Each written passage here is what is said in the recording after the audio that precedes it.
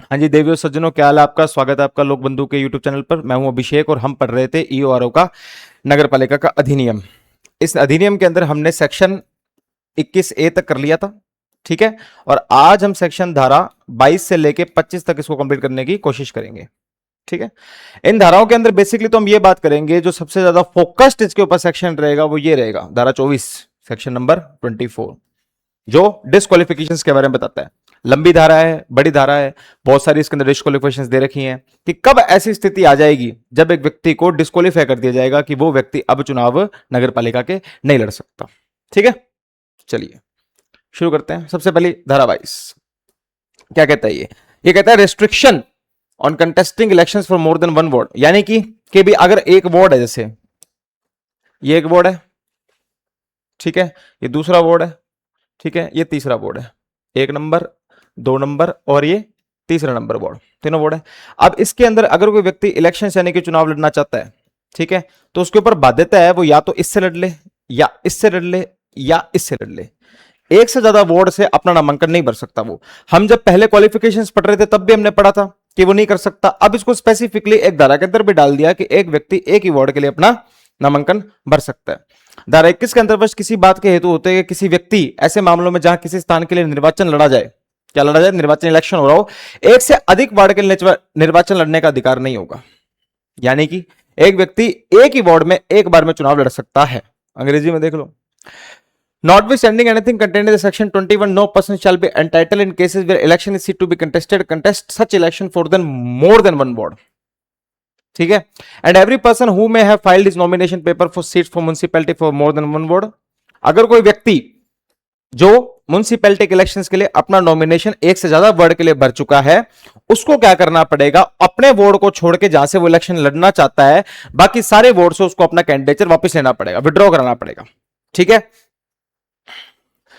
Withdraw कैसे होगा, notice in writing, notice in writing देगा जिसके अंदर सारे पर्टिकुलर्स होंगे जो कि उसको करने थे कि भी साहब मैं इससे लड़ना चाहता था, मैंने गलती से भर दिया, मेरे 2-3 चीजें ज्यादा थी।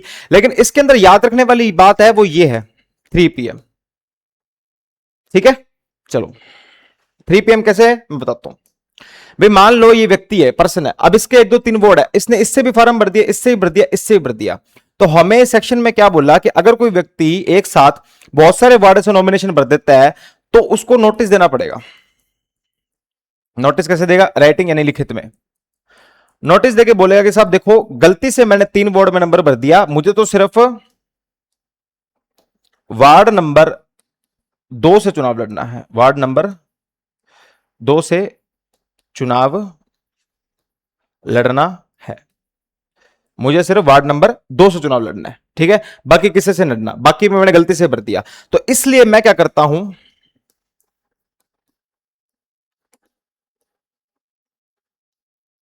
बाकी वार्ड से अपना नामांकन वापस लेता हूं, वापस लेता हूं, ठीक है। तो क्या बाकी वार्ड से मैं अपना नामांकन वापस लेता हूं। अब ये बात वो कब करेगा, जब हमारे एक नामांकन की तिथि की तारीख पहले आई होगी जो कि स्टेट इलेक्शन कमीशन के द्वारा दी जाती है।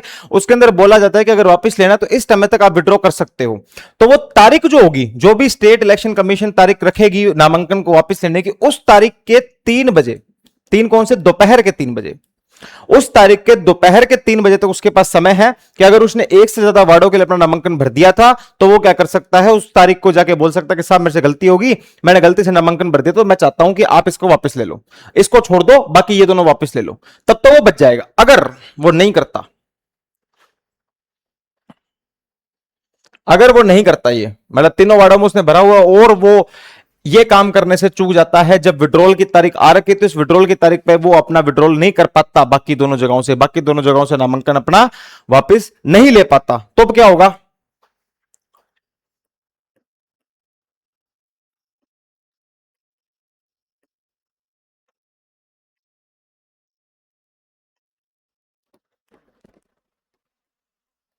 सारे वार्ड से उसका नॉमिनेशन रद्द कर दिया जाएगा, सारे वार्ड से उसका नॉमिनेशन रद्द कर दिया जाएगा, रद्द कर दिया जाएगा। सिंपल सी बात है कि या तो भैया तेरे जितने भी तूने एक्स्ट्रा भरे हैं उसको वापस ले ले, और अगर वापस नहीं ले पा रहा है तो फिर अगर तूने विड्रॉ नहीं करवा पाया उसको तो फिर उसको रद्द कर दिया जाएगा। ठीक है, ये बात इसके अंदर बोली है। अगर कोई व्यक्ति ऊपर विनिर्दिष्ट रीति के एक स्थान से छोड़कर अन्य सभी स्थानों से अपनी उम्मीदवारी वापस लेने में विफल रहता है तो उसके बारे में यह समझा जाएगा कि उसने सभी स्थानों से अपनी उम्मीदवारी वापस ले ली है, फिर वो चुनाव नहीं लड़ सकता। तो बस इतना बताता है। धारा 22 क्या कहती है कि अगर किसी व्यक्ति को चुनाव लड़ना है तो वो अपने एक ही वार्ड से चुनाव लड़ सकता है। कितने वार्ड से? सिर्फ एक वार्ड से। अगर वो मान लो 2, 3, 4, 5 से वार्ड एक साथ नामांकन भर भी देता है तो जो भी राज्य निर्वाचन आयोग नामांकन से अपना नाम वापस लेने की तिथि डिसाइड करेगी, उस तिथि के 3 बजे तक अगर उसने अपनी सीट को छोड़ के बाकियों से नामांकन वापस ले लिया जाए तो ठीक है, नहीं तो यह मान लिया जाएगा कि अब उसका चुनाव रद्द है, उसने किसी भी जगह से नामांकन नहीं लड़ा है, सबसे वो बाहर हो गया है। तो यह बात कौन कहता है हमको? धारा 22 कहती है। इतनी सी है, देख लो एक बार।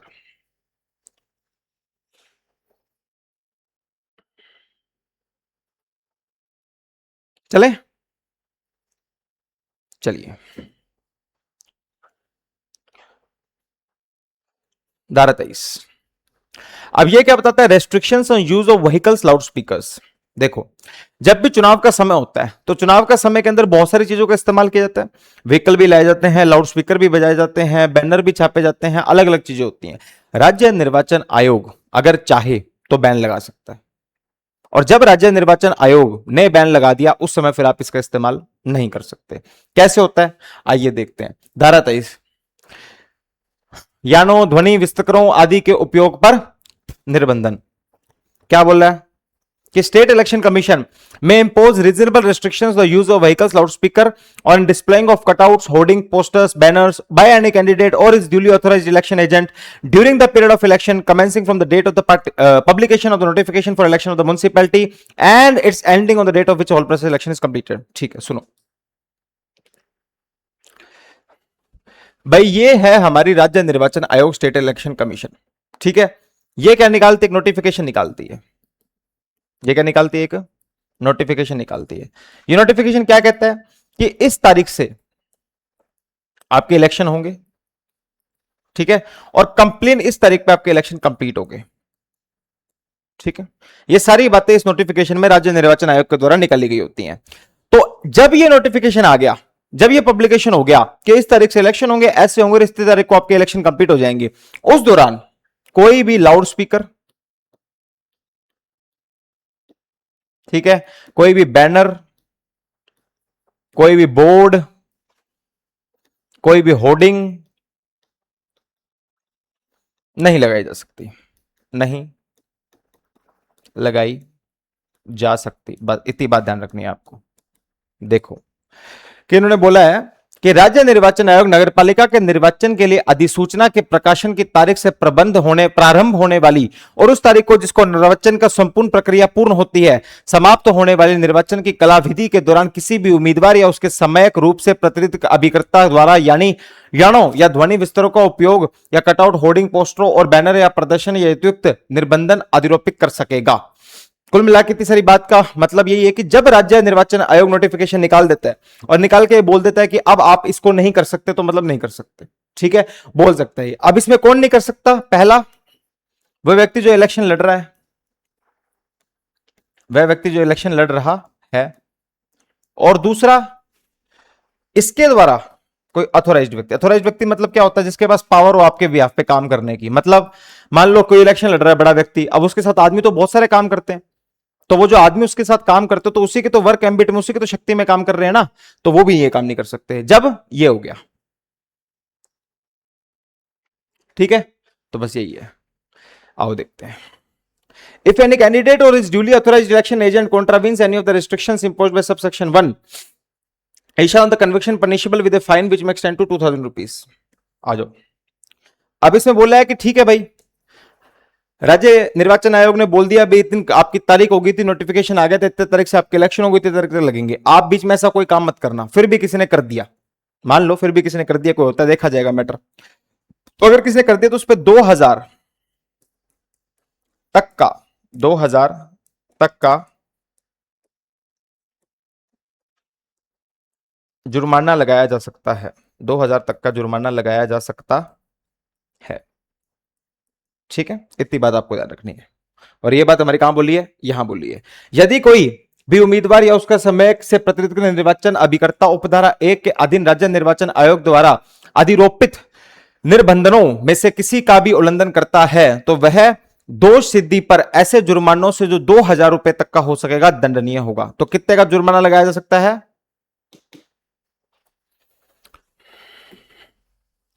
Every person punished under subsection 2 shall by an order of the State Election Commission be liable to disqualified for being chosen as a member of any municipality for a period which may extend to 6 years from the date of such order.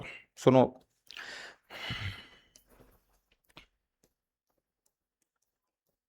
अगर मान लो किसी व्यक्ति पर यह 2,000 रुपए तक का जुर्माना लग गया, मान लो उसने ऐसी कोई घटना कर दी थी तो उसके ऊपर जुर्माना लगा दिया गया और ये लग गया। अगर जुर्माना मान लो किसी व्यक्ति के ऊपर लग गया 2,000 रुपए तक का, तब वो उस तारीख से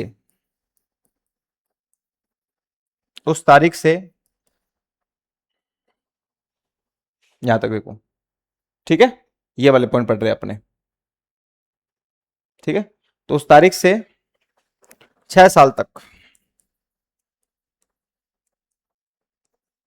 चुनाव नहीं लड़ सकता, चुनाव नहीं लड़ सकता। देख लो, हिंदी भी देख लो भाई, सॉरी।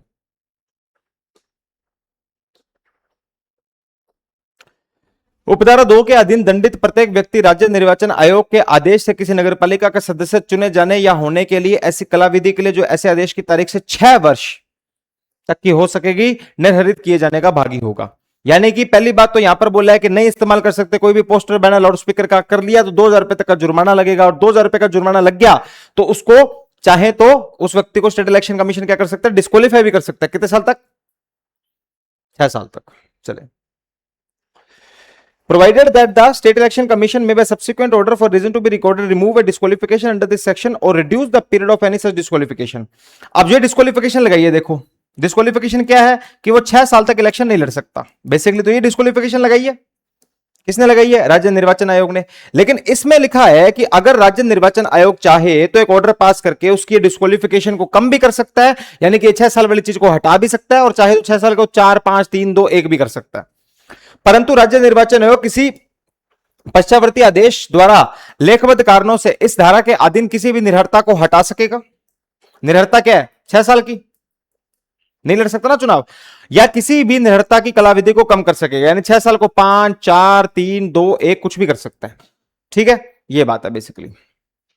अब अगला पॉइंट क्या कहता है?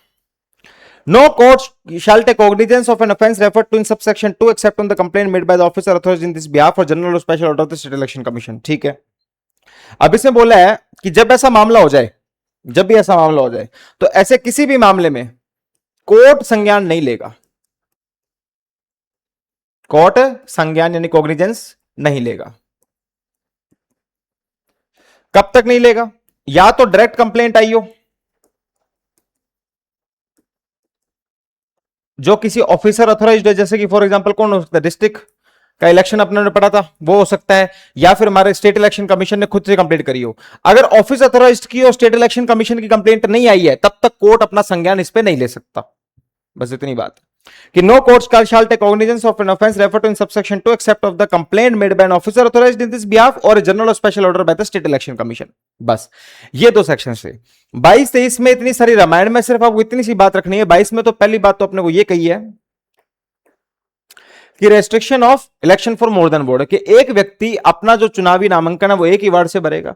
अगर एक से ज्यादा वार्ड से भर देते तो नियत तारीख के 3 बजे तक बाकी सबसे अपना नाम वापस ले लेगा। ठीक है, और नहीं लेता तो मान लिया जाएगा सबसे उसका नाम हट गया। इसमें यह बोल रहा है कि स्पीकर लाउड स्पीकर आप इस्तेमाल नहीं कर सकते, फिर भी आप करते तो आपके ऊपर 2,000 रुपए तक का जुर्माना लगाया जा सकता है, और वो 2,000 रुपए तक का जुर्माने के साथ साथ उस तारीख से 6 साल के लिए आपको वर्जित भी कर दिया जाएगा।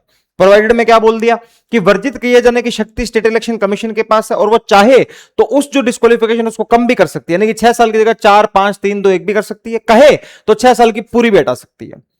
कोई भी न्यायालय के पास इसके ऊपर कॉग्निजेंस देने की शक्ति नहीं है जब तक कि कंप्लेंट डिस्ट्रिक्ट इलेक्शन ऑफिसर या फिर स्टेट इलेक्शन ऑफिसर किसके द्वारा भी आई हो, या फिर स्टेट इलेक्शन कमीशन के द्वारा आई हो। बस अब आता है काम की चीज, जनरल डिस्क्वालिफिकेशन फॉर मेंबर्स। कि हमारे जो भी मेंबर्स हैं उनके लिए क्या डिस्क्वालिफिकेशन हो सकती है, वो इसके अंदर हम देखेंगे।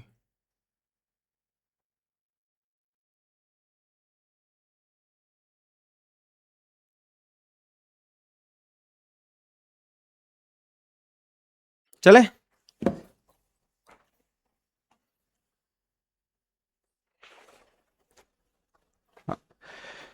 आओ। अब इसके अंदर कुछ निम्नलिखित डिस्क्वालिफिकेशन हमें बताइए। हमें वही डिस्क्वालिफिकेशन देखनी है कि किन किन स्थितियों में एक व्यक्ति को डिस्क्वालीफाई किया जा सकता है। A person notwithstanding that he is otherwise qualified shall be disqualified for being chosen as in being a member of municipality। कब कब? पहली पे आ जाओ। पहली क्या लिखी है? If he has been convicted, convicted का मतलब क्या होता है? सजा देना। ऐसे ऑफेंस में जिसके अंदर कोई भी मोरल टर्पिट्यूड की बात हो रही है, ठीक है, या फिर ऐसा कोई ऑफेंस जिसके अंदर एक कंपिटेंट कोर्ट के पास उसको 6 महीने तक की उससे ज्यादा की सजा देने की बात है। क्या मतलब है इसका? समझा देता हूं। देखो, ये मान लो कोर्ट है, ठीक है। अब कोर्ट में ये गया एक व्यक्ति, ठीक है।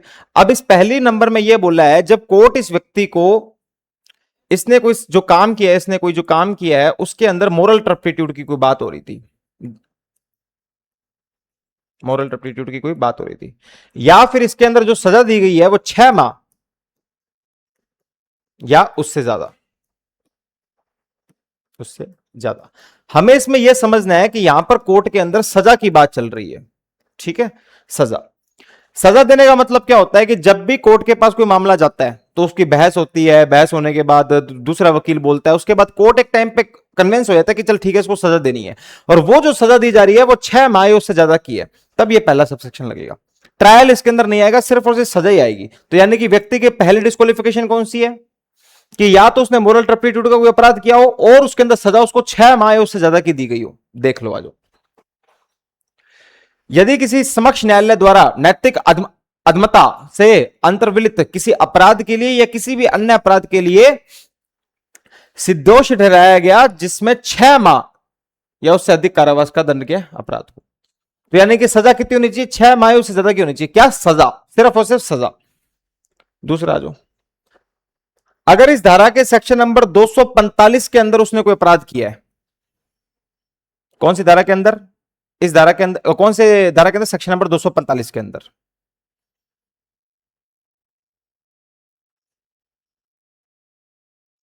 या फिर व्यक्ति ने जो चुनाव लड़ने वाला है उसने सेक्शन नंबर 245 के अंदर कोई इसने अपराध किया है, ठीक है। सेक्शन 245 क्या कहता है? जब आप सड़क के ऊपर कोई एनक्रोचमेंट लगा लेते हो, एनक्रोचमेंट लगा लेते हो, कोई ऑब्स्ट्रक्शन लगा लेते हो, सड़क को रोक लेते हो, जमीन पे कुछ और कब्जा कर लेते हो, तो उसका अपराध होता है। अगर कोई व्यक्ति यह अपराध भी करता है तब भी उसके ऊपर यह डिस्क्वालीफाई कर दिया जाएगा। मान लीजिए वो अंडर ट्रायल है, कहां पर? कंपिटेंट कोर्ट में। Which taken cognizance of the offence frame the charges against him or any offence punishable imprisonment for 5 years। अब मैं बार बार सजा सजा चिल्ला रहा था ना यहां पे, इसलिए चिल्ला रहा था। अब दिखा, तुम देखो, पहले में तो ये हो गया, दूसरे में क्या बोल दिया? सेक्शन नंबर 245 इसी धारा के अंदर किसने अपराध किया? तीसरा आ जाओ, देखो इसमें तो कोर्ट ने क्या दिया? उसको सजा दी है। अगर कोर्ट किसी को भी 6 माह उससे ज्यादा की सजा दे देता है जब वो म्युनिसिपैलिटी के अंदर चुनाव नहीं लड़ सकता। लेकिन अब देखो यहां पर ये बोल रहा है कि अगर कोर्ट दोषी ही ठहरा देता है, ठीक है, सजा नहीं दी है, अभी सजा नहीं दी है, लेकिन ऐसे किसी अपराध में दोषी है जिसके अंदर 5 साल या उससे ज्यादा की सजा बनती है, ऐसे किसी अपराध में दोषी है जिसके अंदर 5 साल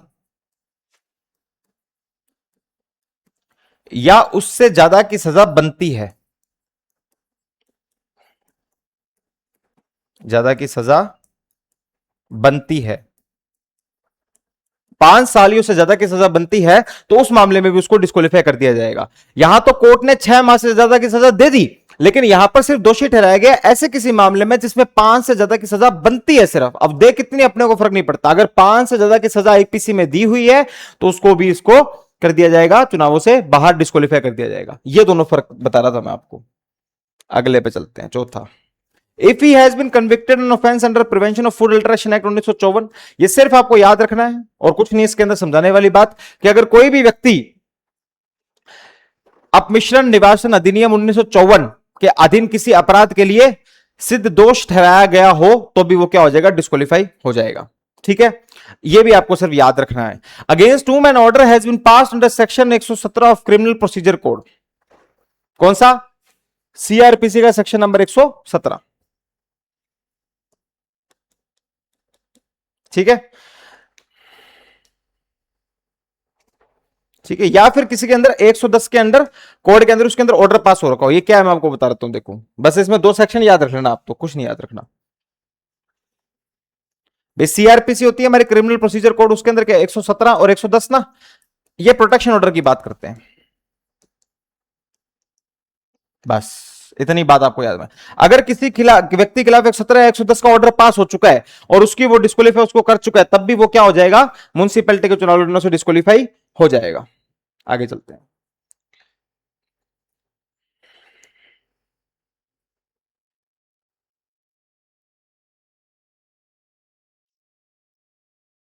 If he has been dismissed or removed from the service of the central or state government or any local authority or any other authority specified under clause 9 for the misconduct, देखो ये जो पर्सन अगर उसको central government या state government या local authority, इनकी किसी की भी नौकरी से, इन तीनों की किसी की भी नौकरी से अगर उसको मिसकंडक्ट की वजह से निकाला जा रहा है कि उसने वहां पर ऐसा कोई मिसकंडक्ट किया, तब भी वो क्या हो जाएगा, इस सेक्शन के अंदर, इस एक्ट में डिस्क्वालीफाई हो जाएगा कि अब वो चुनाव नहीं लड़ सकता। ठीक है, इतनी बात आपको पता होगी। ठीक है, चलिए हिंदी में देख लेते हैं। यदि वह केंद्रीय राज्य सरकार या किसी स्थानीय प्राधिकारी खंड 9 के अधीन निर्दिष्ट या अन्य प्राधिकारी की सेवा में आचार के कारण प्रत्युत कर दिया गया तो वह हटा दिया जाए। कुल मिला के अगर वो सेंट्रल गवर्नमेंट, स्टेट गवर्नमेंट या फिर कोई भी लोकल अथॉरिटी से कोई भी मिसकंडक्ट करता हुआ अगर वो डिस्क्वालीफाई हो गया तो वो यहां पर भी डिस्क्वालीफाई ही माना जाएगा। ठीक है, आ जाओ 7वें पे चलते हैं। चलो अब अगला क्या बोलता है, अगर व्यक्ति प्रोफेशनल प्रैक्टिशनर है, क्या है, प्रोफेशनल प्रैक्टिशनर, प्रोफेशनल प्रैक्टिशनर यानी कि एडवोकेट, डॉक्टर, भाई प्रोफेशनल प्रैक्टिशनर है ना ये। अब जैसे मैं एडवोकेट हूं मान लो, तो मेरी प्रोफेशनल प्रैक्टिशनर के हिसाब से मेरी है बार काउंसिल ऑफ इंडिया, मेरी संस्था है, और अगर कोई डॉक्टर है तो उसकी है MCI, medical council of India. Example के लिए लेते हैं ना, प्रोफेशनल प्रैक्टिशनर बोला है, मैं professional practitioner as an advocate हूं, कोई व्यक्ति डॉक्टर भी होगा, तो मेरी एज एन जो मेरी संस्था है, कंपिटेंट संस्था है, वो बार काउंसिल ऑफ इंडिया है, और किसी व्यक्ति की मेडिकल काउंसिल ऑफ इंडिया है जो डॉक्टर है। मान लो as an Bar Council of India ने किसी एडवोकेट को निकाल दिया कि अभी तुम तो गलत काम कर रहे हो और तुम्हें आज से प्रैक्टिस करने का अधिकार नहीं है। वैसे ही किसी मेडिकल काउंसिल ऑफ इंडिया ने किसी डॉक्टर को निकाल दिया कि तुम गलत काम कर रहे हो, तुम्हें आज से प्रैक्टिस करने का अधिकार नहीं है। अगर ये दोनों काम हो गए तब भी वो म्युनिसिपैलिटी के इलेक्शन नहीं लड़ सकता। वही बात यहां पर बोल रही है।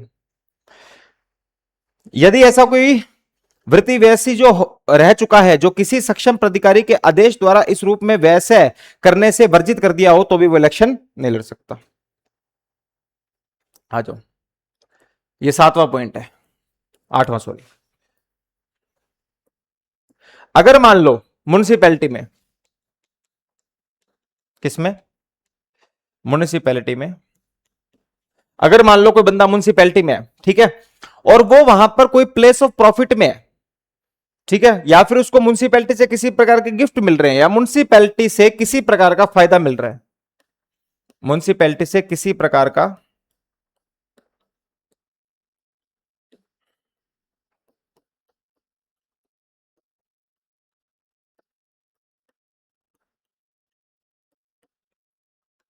उसको म्युनिसिपैलिटी से किसी प्रकार का फायदा मिल रहा है, तब भी वो इलेक्शन नहीं लड़ सकता। ये एक पॉइंट है।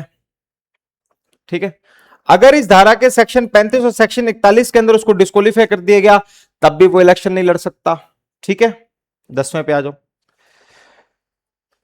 चलो अब इसको थोड़ा देखना, अगर उस व्यक्ति को डिस्क्वालीफाई कर दिया गया है किसी भी कानून के तहत जो कि राजस्थान लेजिस्लेटिव असेंबली, यानी कि हमारा राजस्थान की जो लेजिस्लेटिव असेंबली है उसके रिगार्डिंग उसको डिस्क्वालीफाई कर दिया गया, तब भी वो इलेक्शन लड़ सकता। सुनना है ना, ये देखो, अगर कोई मान लो व्यक्ति है, ठीक है, और वो मान लो एमएलए के चुनाव लड़ना चाह रहा था, किसके, एमएलए के, लेकिन राजस्थान लेजिस्लेटिव असेंबली के जो रूल्स हैं, राजस्थान लेजिस्लेटिव असेंबली के रूल्स के तहत उसको क्या कर दिया गया, इस व्यक्ति को डिस्क्वालीफाई कर दिया गया कि तुम एमएलए का चुनाव नहीं लड़ सकते। ठीक है, तो इनका यह कहना है कि अगर किसी व्यक्ति को विधायक का चुनाव लड़ने के लिए भी डिस्क्वालीफाई कर दिया गया, तब भी वो व्यक्ति म्युनिसिपैलिटी का चुनाव नहीं लड़ सकता। लेकिन इसके अंदर यह प्रोवाइडर भी डाला हुआ है, यहां पे देखो, अगर कोई व्यक्ति मान लो, ठीक है, इस राजस्थान लेजिस्लेटिव असेंबली के रूल्स के अंदर डिस्क्वालीफाई होता है, लेकिन उसकी डिस्क्वालिफिकेशन का कारण कुछ और था, ठीक है, मान लो वो डिस्क्वालीफाई होता है, अब मान लो 24 साल की उम्र में डिस्क्वालीफाई होता है, ठीक है, तो 24 साल की उम्र के लिए वो राजस्थान लेजिस्लेटिव असेंबली से तो डिस्क्वालीफाई हो सकता है, बिकॉज वहां पर विधायक बनने की उम्र 25 साल है, लेकिन यहां पर मेंबर बनने की उम्र 21 साल है। तो सिर्फ वो कि 24 साल का था तो राजस्थान लेजिस्लेटिव असेंबली ने डिस्क्वालीफाई कर दिया, सिर्फ इस वजह से वो राजस्थान म्युनिसिपैलिटी में डिस्क्वालीफाई नहीं होगा, बस एक इस कारण में, बाकी सब कारणों में वो होगा। ठीक है, क्योंकि राजस्थान लेजिस्लेटिव असेंबली में विधायक बनने की उम्र कितनी है, 25-23 साल का लौंडा वापस जाके कहेगा विधायक बनूंगा, तो क्या बोलेंगे उसको कि भाई नहीं तुम डिस्क्वालीफाई हो। तो कानून तो यही कहता है कि अगर राजस्थान लेजिस्लेटिव असेंबली में डिस्क्वालीफाई हुए तो म्युनिसिपैलिटी में भी डिस्क्वालीफाई हो गए, लेकिन उन्होंने बता दिया कि अगर उम्र की वजह से कोई वहां डिस्क्वालीफाई हो रहा तो यहां नहीं माना जाएगा, बिकॉज वहां एमएलए बनने की उम्र भले ही 25 साल हो, यहां मेंबर बनने की उम्र सिर्फ 21 साल होती है। That no person shall be disqualified under this clause on the ground that he is less than 25 years of age if he has attained age of 21 years। बस इतनी सी बात है। ठीक है,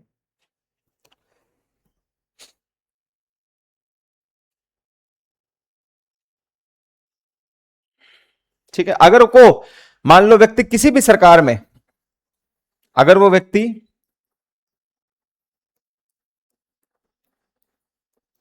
किसी भी सरकार में सैलरी पर काम कर रहा है,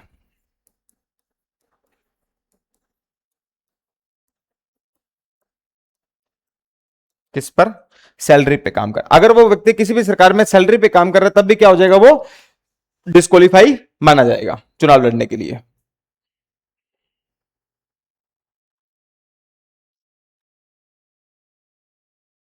अगर वो व्यक्ति कोई भी इंस्टीट्यूशन है, चाहे कोई भी संस्था है, अगर वो व्यक्ति कोई भी संस्था है जो राज्य सरकार,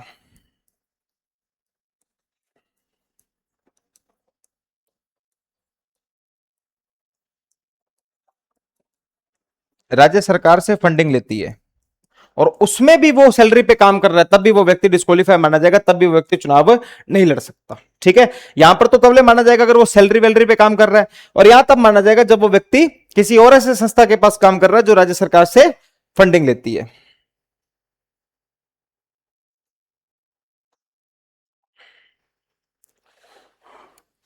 अगर उसको, ये पॉइंट है, अगर वो दिवालिया घोषित हो गया,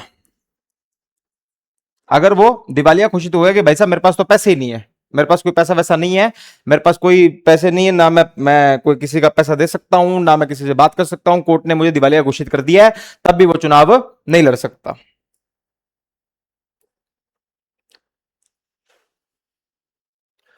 ठीक है, दिवालिया या फिर अनसॉन्ड माइंड,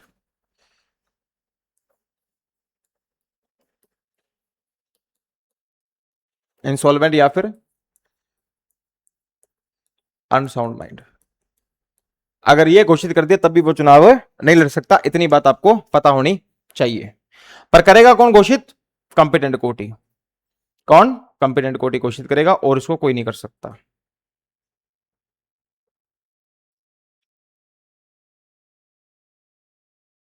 इतनी बात आपको समझ में आ गई होगी। चले, चलिए,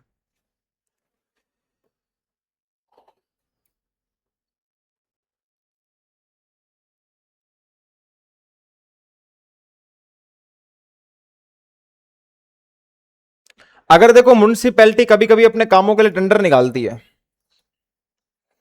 म्युनिसिपैलिटी क्या करती है अपने काम के लिए, क्या निकालती है, टेंडर निकालती है। जब म्युनिसिपैलिटी टेंडर निकालती है ना, तो टेंडर लोग भरते हैं। अब लोग भरने के बाद कुछ लोग वहां पर अपनी सर्विस देते हैं, ठीक है, कुछ लोग गुड्स प्रोवाइड करते हैं, ठीक है, कुछ लोग और कोई सप्लाई करते हैं किसी भी चीज की, करते हैं नहीं करते? भाई टेंडर निकालेंगे, किसी काम के लिए निकालेंगे, ये बिल्डिंग बनानी है जी, या पार्क बनाना है जी, या रोड की लाइटें सही करवानी है जी, टेंडर निकालेंगे, लोग अपने अपने टेंडर भरेंगे, जाके उसको बोलेंगे कि साहब ये देखो ये मेरा टेंडर है और इसमें मैं आपके काम करना चाहता हूं। तो इसमें ये लिखा है कि अगर कोई व्यक्ति जो खुद, ठीक है, या उसका परिवार का कोई व्यक्ति, या उसका पार्टनर, ठीक है, या उसका एम्प्लॉयर, या उसका एम्प्लॉई, जिसका कोई भी व्यक्ति जो यहां पर नाम मेंशन किया उनका कोई भी इंटरेस्ट है, ठीक है, या कोई हिस्सा है किसमें, इस काम में, तब वो चुनाव नहीं लड़ सकता। ठीक है, तो इतनी बात आपको समझ में आ गई होगी। आगे चलिए।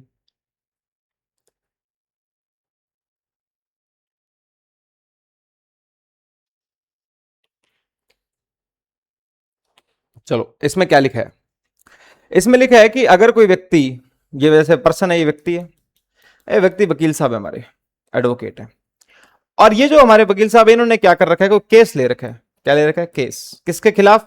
म्युनिसिपैलिटी के खिलाफ। किसके खिलाफ? म्युनिसिपैलिटी के खिलाफ। ये उस टर्म का केस है जब इलेक्शन होने थे, जब इलेक्शन होने थे, तब उस दौरान भी इस व्यक्ति को डिस्क्वालीफाई कर दिया जाएगा, वो व्यक्ति इलेक्शन नहीं लड़ सकता अगर उसने म्युनिसिपैलिटी के खिलाफ केस ले रखा है। तो यदि वही नगरपालिका के लिए उम्मीदवार के रूप में नामांकन भरते समय ऐसी नगरपालिका की ओर से वैतनिक विधि व्यवस्था के रूप में नियुक्त हो, या किसी न्यायालय में ऐसी नगरपालिका के विरुद्ध वकील के रूप में पैरवी कर रहा हो, इस अवधि के दौरान जिसके लिए वह निर्वाचित हुआ है, ऐसे नगरपालिका विरुद्ध विधि व्यवस्था के रूप में न्यायाधीश सरकार करता हो।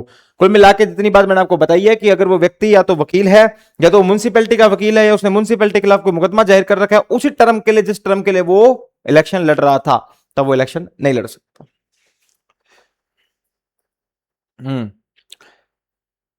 17वां पॉइंट, अगर उसके दो या दो से ज्यादा बच्चे हों, अगर उसके दो से ज्यादा बच्चे हैं, अगर उसके दो से ज्यादा बच्चे हैं, ठीक है, इतनी बात ध्यान रखनी है, यदि उसके दो से अधिक संतानें हैं। अगला पॉइंट, यदि इसके विरुद्ध दो से अधिक वर्षों से कोई भी नगरपालिका शोधे बकाया है और उसके विरुद्ध इस अधिनियम के अधीन वसूली के लिए कार्यवाही प्रारंभ हो चुकी है। देखो कभी कभी क्या करती है म्युनिसिपैलिटी, आपके ऊपर टैक्स लगा देती है। कभी कभी क्या करती है म्युनिसिपैलिटी, आपके ऊपर टैक्स लगा देती है। टैक्स कितने प्रकार के होते हैं, कौन लगाता है, कैसे वसूला जाता है, सब अपने आगे बात करेंगे। पर टैक्स लगा दिया म्युनिसिपैलिटी, और वो टैक्स जो है वो 2 साल से बकाया है। कितने साल से? 2 साल से बकाया है। और नगर पालिका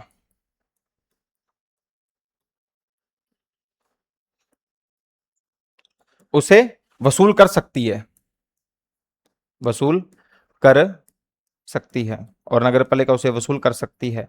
ऐसी स्थिति के अंदर, अगर नगर पालिका उसे वसूल कर सकती है, ऐसी स्थिति के अंदर भी उस व्यक्ति को चुनाव लड़ने नहीं दिया जाएगा। देखो ये वाला पॉइंट है। अब सुनो, हमने जो यहां पर जितने भी पॉइंट पढ़े हैं, यहां पे यहां तक जितने पॉइंट पढ़ लिए, ये सारे के सारे वो जगह हैं जहां पर एक व्यक्ति को चुनाव लड़ने से डिस्क्वालीफाई किया जा सकता है।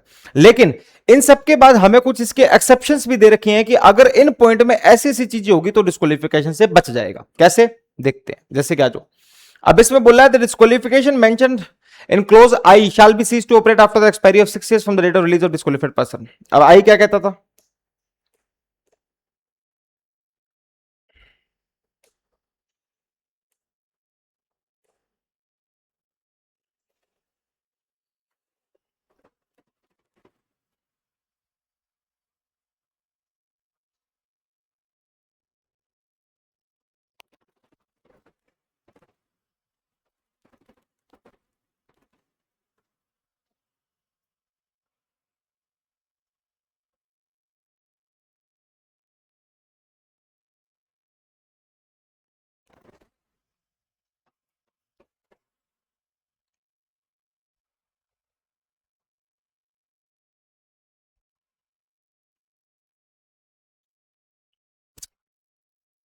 हम्म,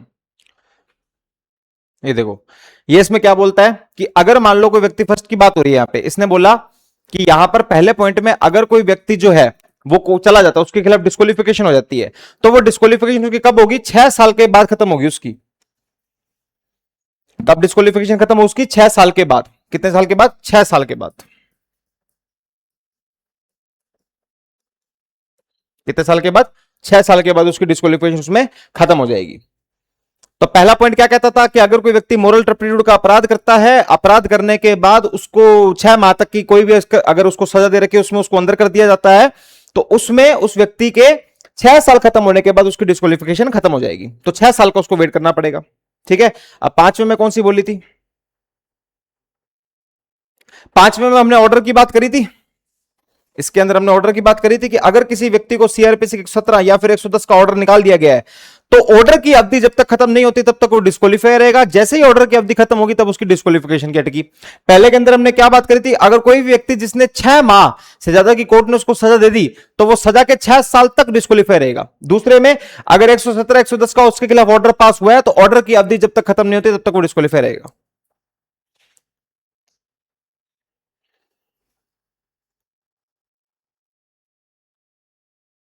अब इसमें क्या बोला है कि the disqualification mention the close 9 shall cease to operate after the expiry of period for which person is so disqualified under such disqualification is removed। ठीक है, तो सिंपल सी बोल रहा है कि अगर 9वें पॉइंट में अगर किसी बंदे को स्टेट इलेक्शन कमीशन के द्वारा डिस्क्वालीफाई कर दिया गया है तो तब तक डिस्क्वालीफाई रहेगा जब तक डिस्क्वालिफिकेशन रिमूव नहीं हो जाती। 9वां पॉइंट क्या कहता है देख लेते हैं। जो इट डिस्क्वालीफाइड अंडर सेक्शन 35 और 41, तो कुल मिला के बस बात खत्म, सारी पावर इस एक्ट के हाथ में है कि जब तक वो डिस्क्वालिफिकेशन खत्म नहीं होती तब तक वो मामला डिस्क्वालीफाइड ही रहेगा, वो व्यक्ति चुनाव नहीं लड़ सकता।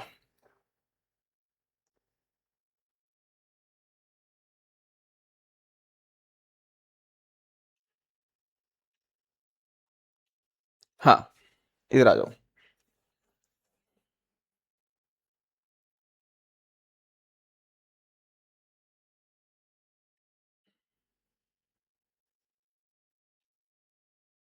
हाँ जी। A person shall not be deemed to have incurred the disqualification under clause 15।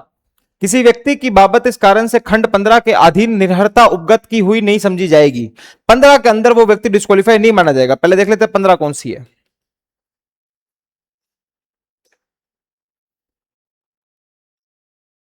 ये रहा। यानी कि अगर म्युनिसिपैलिटी के किसी काम में उसका हिस्सा विस्सा है तो उन्होंने बोला है कि 15 के अंदर वो डिस्क्वालीफाई नहीं माना जाएगा। कब तक नहीं माना जाएगा आइए देखते हैं।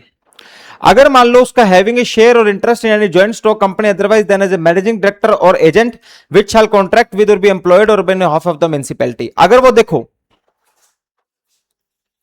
अगर वो किसी कंपनी में इंटरेस्ट दिखा रहा था लेकिन उसमें मैनेजिंग डायरेक्टर के पास इंटरेस्ट दिखा रहा था तो ठीक है। अगर मैनेजिंग डायरेक्टर के अलावा कोई हो रहा है तो उसको नहीं माना जाएगा फिर। ठीक है।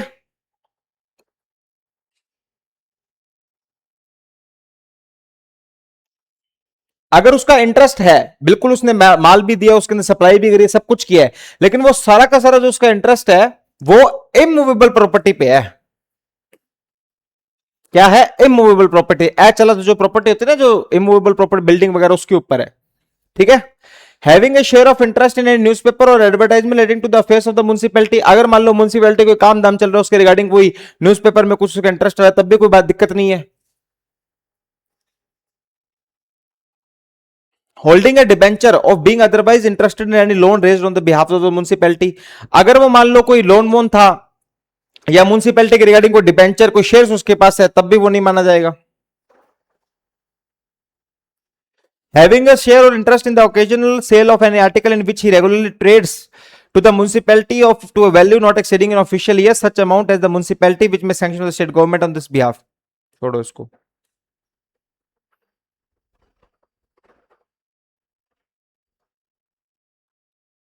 ये देख लो।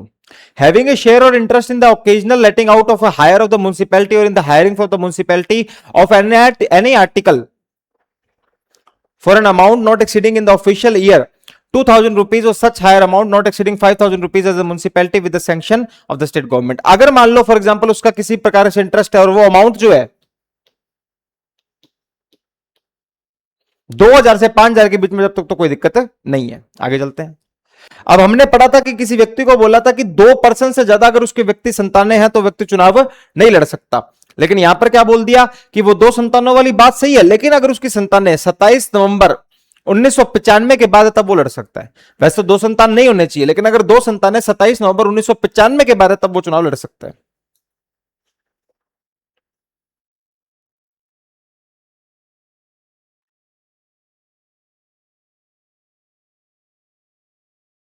ठीक है। अब ये थोड़ा सा देखना, ये देखो क्या बोला है। अब इसमें बेसिकली बात क्या करी थी कि दो से ज्यादा आपकी संतान नहीं होनी चाहिए। फिर उन्होंने क्या बोल दिया कि 27 नवंबर 1995 के बाद आपकी दो से ज्यादा संतानें हो सकते हैं, कोई प्रॉब्लम नहीं है। लेकिन इसमें एक और पॉइंट डाला कि अगर मान लो जुड़वा बच्चे होते हैं तो उनको एक ही संतान माना जाएगा। जुड़वा बच्चे होते हैं उनको कितनी संतान माना जाएगा? उनको एक ही संतान वहां पर माना जाएगा। और अगर आप कभी कभी बच्चे को क्या कर देते हो? डोनेट कर देते हो, दान दे देते हो बच्चा अपना, कोई और बच्चे को, कोई और व्यक्ति को दे दिया।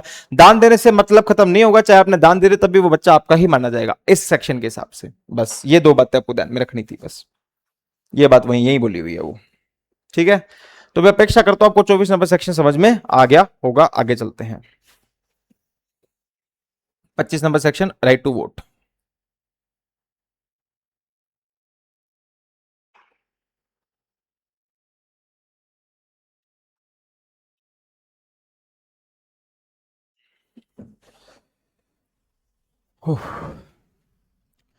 Section number 25, right to vote.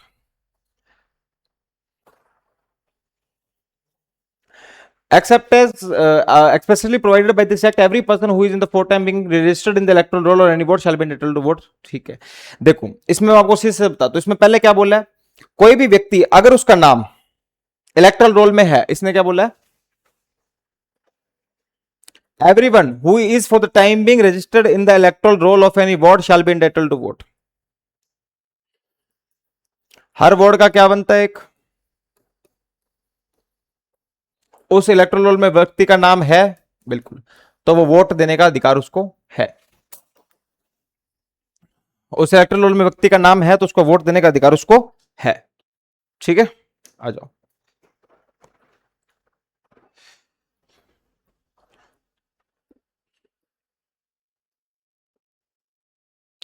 अगर वो धारा 14 के अंदर डिस्क्वालीफाई हो गया है तो उसको वोट देने का अधिकार नहीं है।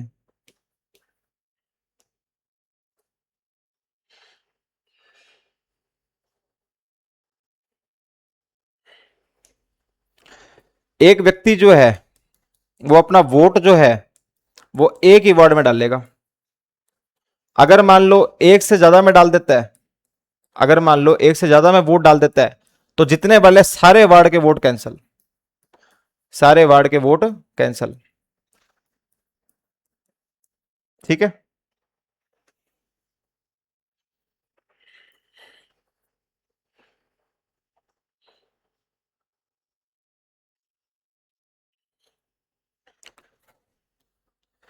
एक वार्ड में अगर वो दो बार वोट डाल देता है,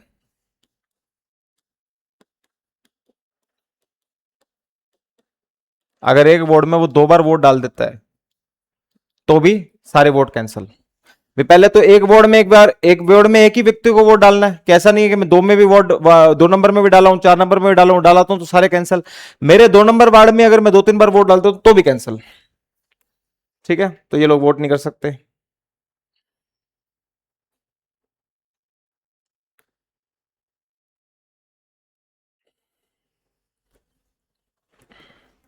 अगर कोई व्यक्ति कस्टडी में है, चाहे वो कोई सी भी कस्टडी हो, चाहे वो सजा काट रहा हो, सजा नहीं भी काट रहा हो, या पुलिस ने पकड़ा हो, तब भी वो वोट नहीं डाल सकता।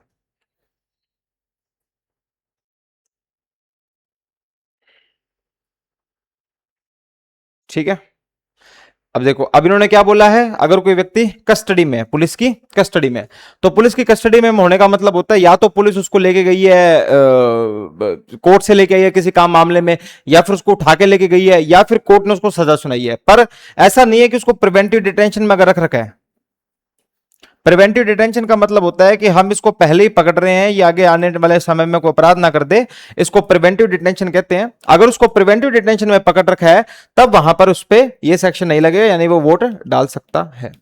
ठीक है, वैसे तो उसको कस्टडी में तो वोट नहीं डाल सकता, लेकिन उसको प्रिवेंटिव डिटेंशन में अगर पकड़ा है तो वोट डाल सकता है।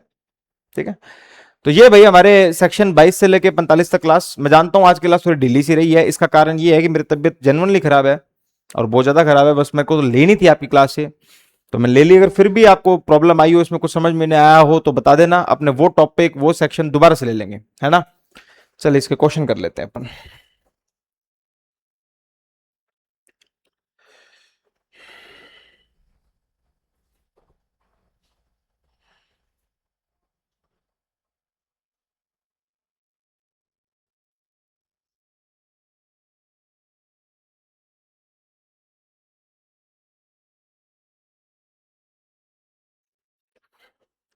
पहले एक बार आपको वो करा देता हूं रिवीजन इसका, देख लो भाई। धारा 22 इसमें क्या बोला है, restriction on contesting election for more than one vote, कि प्रतिबंध लगाया गया है कि आप एक से ज्यादा वोट से इलेक्शन नहीं भर सकते। कोई भी व्यक्ति एक से ज्यादा वोट से चुनाव नहीं लड़ सकता।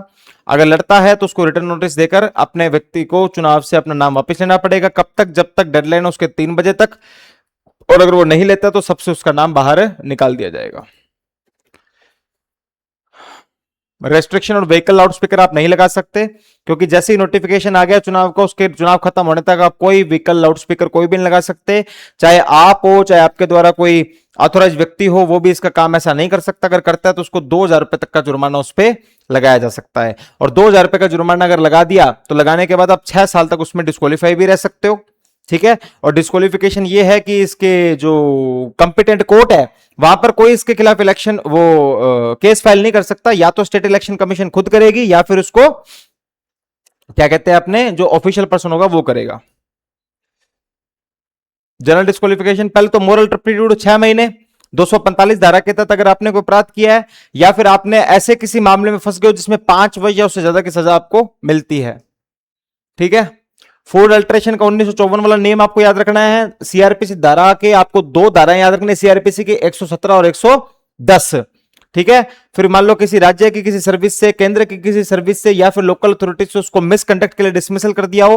प्रोफेशनल व्यक्ति, डॉक्टर्स और एडवोकेट्स वगैरह जो उनकी संस्था ने काम करने से मना कर दिया हो, कोर्ट के द्वारा उसको इनसॉल्वेंट डिक्लेयर कर दिया हो। Office of profit financial interest हो उसका, नगर पालिका में किसी टेंडर वेंडर में उसकी हिस्सेदारी हो, या फिर मान लो वो राज्य सरकार, केंद्र सरकार या किसी भी लोकल अथॉरिटी से तनख्वाह पे काम कर रहा है, या फिर ऐसे किसी इंस्टीट्यूशन में काम कर रहा है जिसे सरकार पैसा देती है। ठीक है। नगर पालिका के पक्ष में, नगर पालिका के विपक्ष में, या उस स्थिति के अंदर नगर पालिका के जब चुनाव चल रहे थे, नगर पालिका का वकील था, तब वो चुनाव नहीं लड़ सकता। ठीक है। 2 वर्ष से ज्यादा आपके नगर पालिका के बकाया पड़े तब आप चुनाव नहीं लड़ सकते। ठीक है। 245 के अंदर भी नहीं लड़ सकते आप। 35-41 के अधीन अगर आपने कोई अपराध किया तो नहीं लड़ सकते। और अगर आप राजस्थान विधानसभा वाले नियमों में अगर आपको विधायक बनने से मना कर दिया तो आप ये म्युनिसिपैलिटी का चुनाव भी नहीं लड़ सकते। लेकिन अगर आप उसमें बस 25 वर्ष वाला याद रखना कि अगर विधायक बनने के लिए सिर्फ इसलिए मना किया कि आपकी उम्र 24 वर्ष है तो उससे कोई फर्क नहीं पड़ता, बिकॉज म्युनिसिपैलिटी की उम्र 21 वर्ष होती है। 2 से ज्यादा बच्चे नहीं होने चाहिए 27 नवंबर 1995 के बाद से। और इसमें जो है वो जुड़वा को एक ही बच्चा माना जाएगा, और आप अडॉप्शन में दे रहे तो उससे कोई फर्क नहीं पड़ता। ठीक है।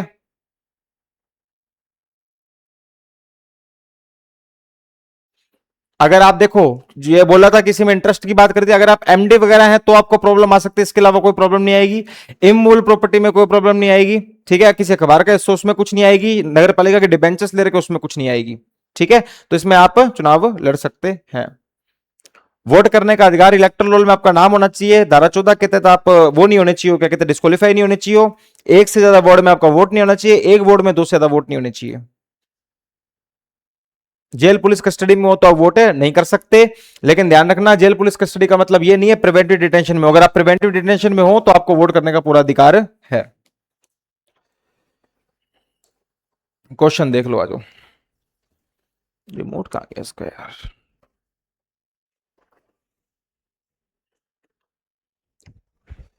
हाँ। तो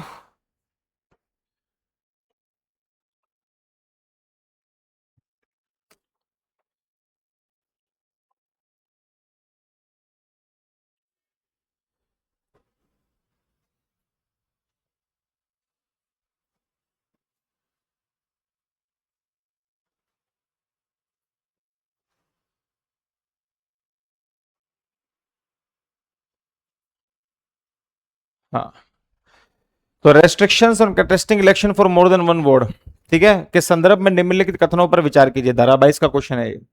कोई भी व्यक्ति नगरपालिका निर्वाचन में एक से अधिक वार्डों में चुनाव नहीं लड़ सकता। बिल्कुल सही बात है। वार्ड में चुनाव लड़ेगा, एक से ज्यादा नहीं लड़ेगा। यदि किसी व्यक्ति के अधिक वार्डों से नामांकन नॉमिनेशन दाखिल किया है तो वह उम्मीदवार वापस लेने की अंतिम तारीख के दोपहर 3 बजे तक लिखित नोटिस देकर एक स्थान को छोड़कर बाकी का नाम वापस ले सकता है। बिल्कुल सही बात है। यदि किसी व्यक्ति निर्धारित समय तक एक स्थान से छोड़कर अन्य स्थानों से नाम वापस लेने में विफल रहता है तो उसका नामांकन केवल उस वार्ड से वैध माना जाएगा। नहीं, केवल उस वार्ड से वैध नहीं माना जाएगा। अगर वो विफल रहता है, 3 बजे तक नाम वापस नहीं ले पाया, तो सारे वार्डों से नाम गया उसका।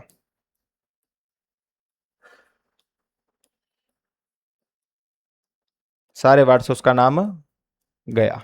तो ये क्वेश्चन गलत हो गया, तो पहला और दूसरा ये रहा। चले धारा 23। ठीक है, लाउड स्पीकर वगैरह जो नहीं लगाने देते उसके लिए क्वेश्चन है, देखो। राज्य निर्वाचन आयोग निर्वाचन की अधिसूचना के प्रकाशन तारीख से लेकर निर्वाचन प्रक्रिया पूर्ण होने तक वाहनों, लाउड स्पीकरों, पोस्टरों और बैनरों के प्रदर्शन पर यदि रीजनेबल रेस्ट्रिक्शंस लगा सकता है। बिल्कुल सही बात है। इन निर्बंधों का उल्लंघन करने पर दोष सिद्धि पर अधिकतम 5,000 रुपए तक का जुर्माना लगाया जा सकता है। बताओ 5,000 था क्या? नहीं साहब, 5,000 नहीं था। कितना था? 2,000 रुपए तक का।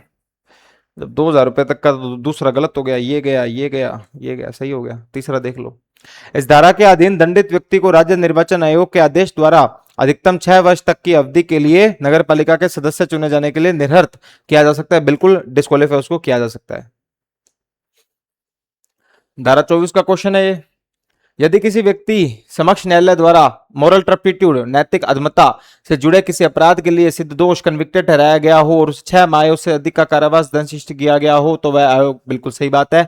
अगर कोई व्यक्ति मोरल टर्पिट्यूड में बढ़ गया, उसको 6 माह ज्यादा की सजा दे दी तो वो चुनाव नहीं लड़ सकता। फूड एंड अल्ट्रेशन एक्ट 1954, ये भी सही बात है। यदि किसी व्यक्ति के खिलाफ समक्ष न्यायालय में ऐसा मामला अंडर ट्रायल है जिसमें 3 वर्ष या उससे अधिक का कारावास दंडनीय अपराध है तो उसके चार्जेस फ्रेम नहीं। 3 वर्ष नहीं था साहब, वो ये गलत हो जाएगा, 5 वर्ष था वो। अगर वो अंडर ट्रायल है तो वो 5 वर्ष से अगर उसको ज्यादा की सजा बनती है तब वो उसको डिस्क्वालीफाई करेंगे। अगर 5 वर्ष से उसके कम की सजा बनती है तब उसको डिस्क्वालीफाई नहीं किया जाएगा। तो तीसरा गलत हो गया। तो केवल कथनों में से कौन सा इनकरेक्ट है? गलत है तो भैया ये है सिर्फ केवल तीसरा। चलिए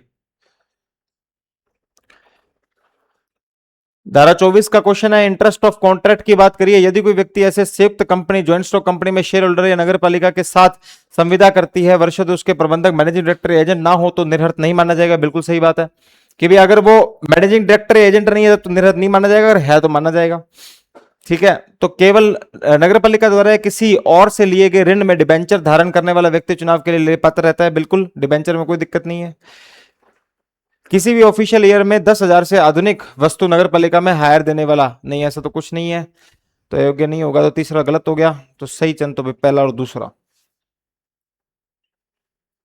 चलिए, चिल्ड्रन की बच्चों की डिस्क्वालिफिकेशन थी, तो बताओ कितने बच्चे से ज्यादा नहीं होने चाहिए? 2 से ज्यादा।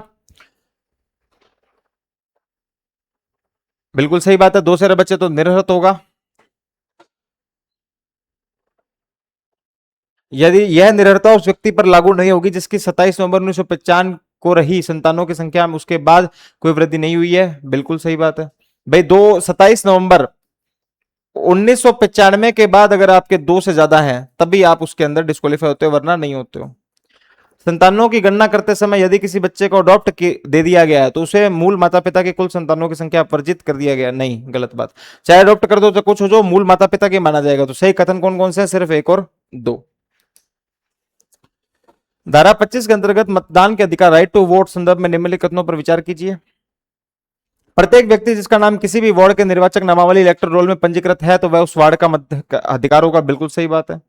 यदि कोई व्यक्ति 1 से अधिक वार्डों में मत देता है तो उसका केवल वह मत वैध माना जाएगा जो अपने होम गार्ड नहीं। अगर 1 से ज्यादा वार्ड देता तो सारे कैंसिल हो जाएंगे उसके। यदि किसी व्यक्ति का नाम एक ही वार्ड में मतदाता सूची में एक है अधिक से बार दर्ज है तो वह 1 से अधिक बार वोट देता है तो उसके द्वारा दिए गए सभी हाँ बिल्कुल सही बात है। तो दूसरा गलत हो गया, पहला और तीसरा सही है। चलो ये रहा।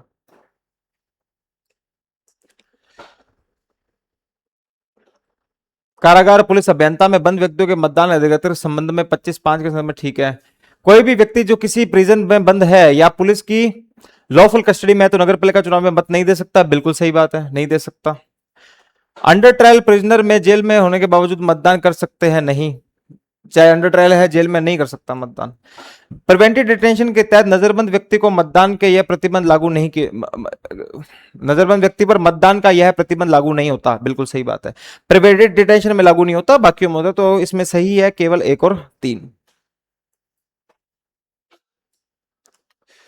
सूची है धारा 22, 23, 24, 25 बतानी है, हमें बताओ भाई।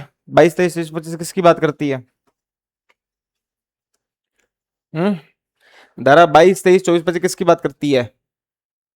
जनरल डिस्क्वालिफिकेशन पहली बोल रहे किस में आती है? तो जनरल डिस्क्वालिफिकेशन आती है धारा 24 में। ठीक है, राइट टू वोट किस में आता है? धारा 25 में। वाहनों पर विस्तरकों का उपयोग पर प्रतिबंध, धारा 23 में। एक से अधिक बड़े चुनाव पर प्रतिबंध, धारा 22 में। तो ए का 4 और बी का 3, सी का 1, डी 2, ये रहा ए आंसर है इसका। क्या है ये? अच्छा, तो इन्होंने बोला है कि योग्यता समाप्त होना कब होना, ठीक है भाई।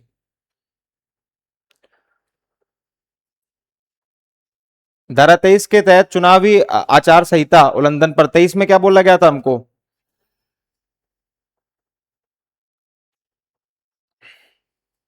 ये करते हैं दंड प्रक्रिया के संहिता के धारा 117 के तहत मैंने बोला था ऑर्डर निकलेगा 117 और 110 का।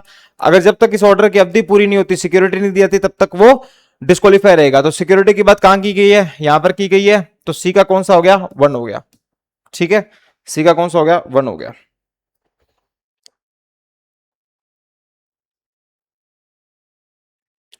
धारा 23 के तहत चुनावी आचार संहिता उल्लंघन पर, अगर चुनावी आचार संहिता चल रही है तो ये हो जाएगा इसका, ये राज्य निर्वाचन आयोग के आदेश तारीख से अधिकतम 6 वर्ष तक, और फिर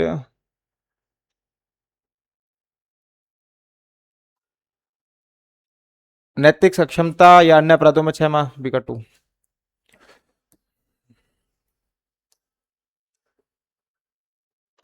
यदि कोई उम्मीदवार धारा 23 के तहत राज्य निर्वाचन आयोग द्वारा लगाए गए प्रतिबंध का उल्लंघन करता है तो समक्ष न्यायालय किसके परिवार कंप्लेंट पर, ठीक है। हमने बोला था कि 24 में लास्ट में हमने पॉइंट पढ़ा था कि कोर्ट जो है वो कॉग्निजेंस नहीं ले सकता, लेकिन ले सकता है जब स्टेट इलेक्शन कमीशन या फिर ऑफिशियल अथॉरिटी उसको परमिशन दे। तो इसमें देखो ऑफिशियल अथॉरिटी कोई है क्या? डिस्ट्रिक्ट कलेक्टर कोई ऑफिशियल अथॉरिटी नहीं होती, मुख्य कार्यकारी अधिकारी होता है भाई साहब। राज्य निर्वाचन आयोग द्वारा इस नियमित प्रतिकृत किसी अधिकारी के परिवार पर, यही आंसर सही होगा इसका। ठीक है,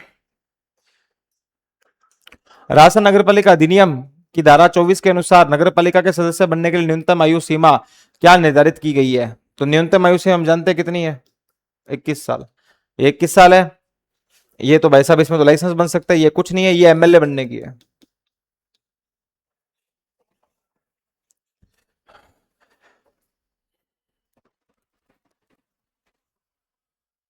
अगर किसी पर म्युनिसिपल ड्यूज है, ठीक है,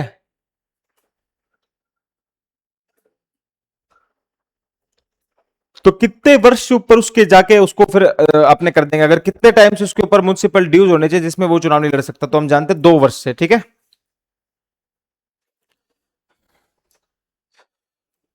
ठीक है जी, थैंक यू सो मच। और ये आज की अपनी क्लास, तो अगली वाली क्लास में कोशिश करूंगा थोड़ा एनर्जेटिक रहूं, और इतना आपको समझ में आ गया होगा। फिर भी अगर आपको किसी प्रकार की दिक्कत आई हो तो प्लीज कमेंट मेंशन कर देना, मैं उसकी स्पेशली क्लास ले लूंगा। थैंक यू, धन्यवाद।